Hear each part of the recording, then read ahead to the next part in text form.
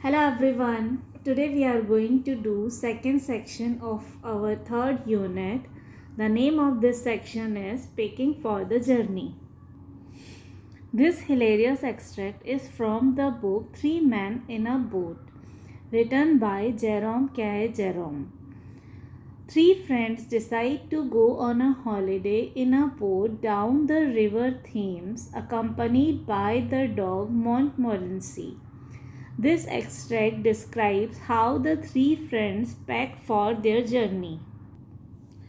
We made a list of the things to be taken and a pretty lengthy one it was before we parted that evening.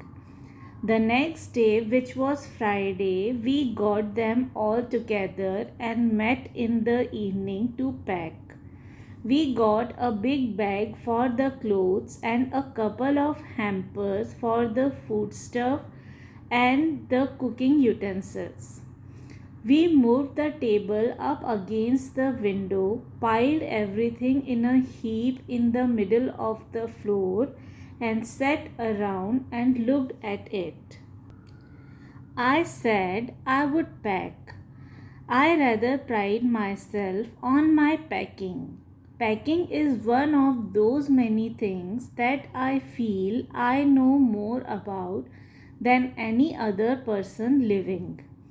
I impressed the fact upon George and Harris and told them that they had better leave the whole matter entirely to me. They fell into the suggestion with a readiness that had something uncanny about it. George put on a pipe and spread himself over the easy chair, and Harry cocked his legs on the table and lit a cigar. This was hardly what I intended. What I had meant, of course, was that I should supervise and that Harris and George should potter about under my directions, I pushing them aside every now and then with, "Oh, you, here, let me do it." There you are, simple enough, really teaching them, as you might say. Their taking it in the way they did irritated me. There is nothing that does irritate me more than seeing other people sitting about doing nothing when I am working. I lived with a man once who used to make me mad that way. He would loll on the sofa and watch me doing things for hours, following me round the room with his eyes wherever I went. He said it did him real good to look on at me messing about. He said it made him feel that life was not an idle dream to be gaped and yawned through, but a noble task full of duty and stern work. He said he often wondered now how he could have gone on before he met me, never having anybody to look at while he worked. Now I'm not like that. I can't sit still and see another man slaving and working. I want to get up and superintend and walk round with my hands in my pockets and tell him what to do. It is my energetic nature. I can't help it. However, I did not say anything but started the packing. It seemed a longer job that I had thought it was going to be, but I got the bag finished at last and I sat on it and strapped it. "Aren't you going to put the boots in?" said Harris. And I looked around and found I had forgotten them. That's just like Harris. He couldn't have said a word until I had got the bag shut and strapped, of course.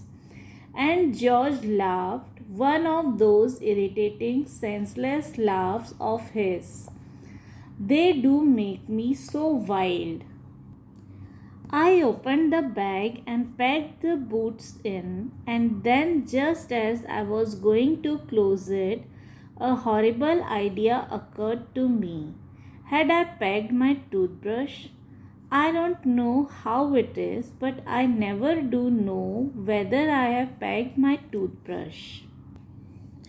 My toothbrush is a thing that haunts me when I'm traveling and makes my life a misery. I dream that I haven't packed it and wake up in a cold perspiration and get out of bed and hunt for it. And in the morning, I pack it before I have used it and have to unpack again to get it, and it is always the last thing I turn out of the bag, and then I repack and forget it and have to rush upstairs for it at the last moment and carry it to the railway station wrapped up in my pocket handkerchief. Of course, I had to turn every mortal thing out now, and of course, I could not find it. I rummaged the things up into much the same state that they must have been before the world was created and when chaos reigned. Of course, I found George's and Harris's 18 times over, but I couldn't find my own. I put the things back one by one and held everything up and shook it. Then I found it inside a boot. I repacked once more. When I finished, George asked if the soap was in. I said I didn't care at all whether the soap was in or whether it wasn't, and I slammed the bag and strapped it, and found that I had packed my tobacco pouch in it and had to reopen it.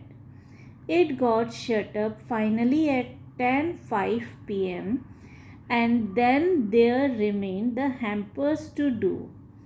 Harris said that we should be wanting to start in less than 12 hours' time and thought that he and George had better do the rest.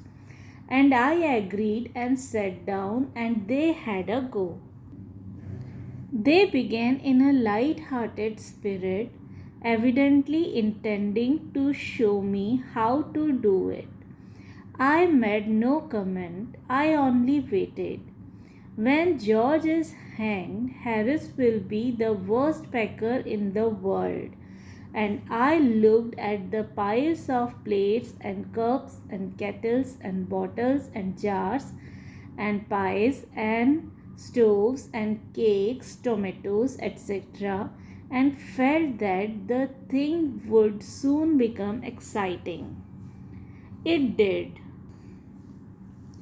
They started with breaking a cup. That was the first thing they did. They did that just to show you what they could do and to get you interested. Then Harris packed the strawberry jam on top of a tomato and squashed it, and they had to pick out the tomato with a teaspoon. And then it was George's turn, and he trod on the butter. I didn't say anything, but I came over and sat on the edge of the table and watched them. It irritated them more than anything I could have said. I felt that. It made them nervous and excited, and they stepped on things and put things behind them and then couldn't find them when they wanted them, and they packed the pies at the bottom and put heavy things on top and smashed the pies in. They upset salt over everything, and as for the butter, I never saw two men do more with 1 and 2 pence worth of butter in my whole life than they did. After George had got it off his slipper, they tried to put it in the kettle. It wouldn't go in, and what was it wouldn't come out. They did scrape it out at last and put it down on a chair, and Harris sat on it, and it stuck to him, and they went looking for it all over the room. I'll take my oath I put it down on that chair, said George, staring at the empty seat. I saw you do it myself not a minute ago, said Harris. Then they started round the room again looking for it, and then they met again in the center and stared at one another. Most extraordinary thing I ever heard of, said George. So mysterious, said Harris. Then George got round at the back of Harris and saw it. Why, here it is all the time, he exclaimed indignantly. Where? Cried Harris, spinning round. Stand still, can't you? Roared George, flying after him. And they got it off and pegged it in the teapot. Montmorency was in it all, of course. Montmorency's ambition in life is to get in the way and be scolded. If he can swim in anywhere where he particularly is not wanted and be a perfect nuisance and make people mad and have things thrown at his head, then he feels his day has not been wasted. To get somebody to stumble over him and curse him steadily for an hour is his highest aim and object. And when he has succeeded in accomplishing this, his conceit becomes quite unbearable. He came and sat down on things just when they were to be pegged, and he labored under the fixed belief that whenever Harry's or George reached out their hand for anything, it was his cold damp nose that they wanted. He put his leg into the jam and played with the teaspoons, and he pretended that the lemons were rats and got into the hamper and killed 3 of them. Harris said, I encouraged him. I didn't encourage him. A dog like that doesn't want any encouragement.